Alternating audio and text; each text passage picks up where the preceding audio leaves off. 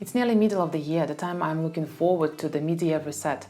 This is a chance to me to look at my big goals and make sure they are still aligned with my values.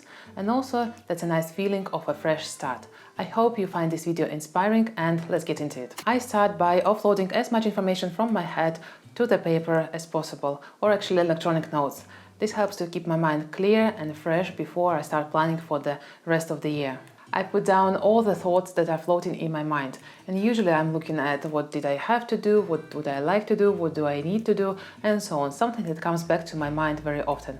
And I think this is one of the greatest habits that I picked up, which actually lowers my worries, is to offload as much information from my head straight away as soon as the idea comes into my mind. Because when I put it somewhere down, I don't have to think about it and I don't have to remember not to forget about it. The idea for the next activity I picked up from Lavender, where she suggests to look at your current yourself and the future yourself you would like to see. That's the exercise where you take a piece of paper, split it in two halves, and on one side you are drawing yourself in the current moment. Who are you? What are you thinking? What are you doing? What are you saying? How are you feeling at the moment? And on the other side, you are looking at yourself in the future. What would you like to feel? How would you like to behave? What you would like to say and think, and so on. And when you are looking at yourself side by side, it's very interesting to understand what are the steps and what are the gaps between your current self and the yourself which you would like to become. I heard about this exercise long ago, and it actually took me a while to think through how do I see myself at the moment, what do I feel and what I'm thinking about myself. And actually, it also took me quite a while to understand what I want to be in the future, who do I want to become, and what do I want to feel. I think the most important exercise here is to plan what are the steps do you need to do in order to go your journey from your current self to your future self, and actually make them more actionable for yourself and add them to your plans. I usually do this exercise in paper. It helps me to be creative and to let my mind wander. And then I just take a picture and upload it to Notion, because I also like to have everything with me digitally. Before we continue, subscribe to this channel to get more videos like that, and support this video with like. It really helps me to understand that these videos are inspiring. After we looked at ourselves, it's time to imagine our dream life. Where are you? What are you doing? How are you feeling? How does your day look like? Here I sometimes keep it very high level, but sometimes I really go down to details when I feel that they are important to me. Also, I did this exercise in the very beginning of the year, so here I don't really need to do it from scratch. It's more like I'm reviewing my dream life that I imagined half a year ago and just seeing if this is still aligned with my vision, with my dreams, or maybe something changed. Things can change in one day, not talking even about the half a year. Next, we will be looking at our goals, and I love to do it in that sequence, because first of all, I would like to understand what sort of person I would like to be and what kind of life do I want to have, and then to make sure that my goals can support my vision. In this exercise, I'm looking back at the goals I set up in the beginning of the year, and I'm thinking if they are still relevant to the vision I have just created.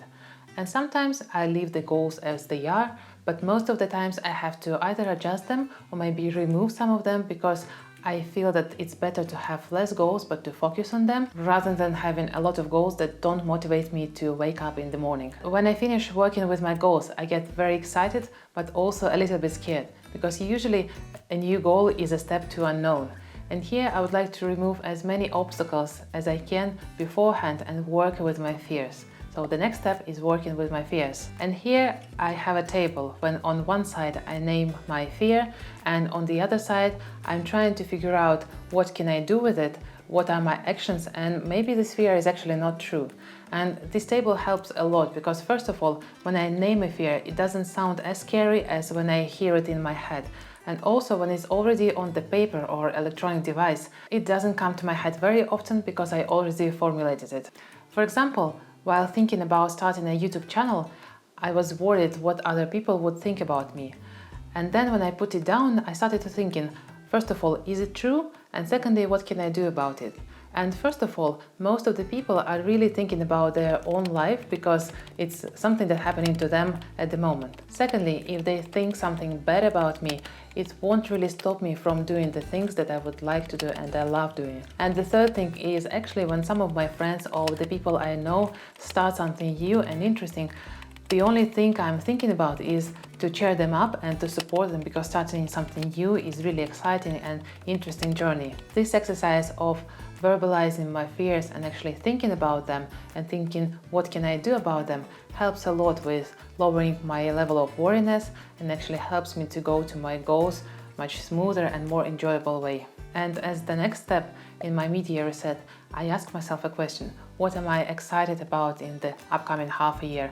And I strongly believe that there should be something really exciting, because this is how we build the life that we want. And if we don't have something exciting waiting for us in terms of our goals and our vision, there will be no motivation to work on it and no motivation to wake up in the morning and go and do it. Of course, not every moment of our lives is interesting or exciting, but I believe that there should be more moments that inspire us. And finally, I have some actionable ideas to feel refreshed. First of all is of course declutter. There is always something to get rid of or to reorganize.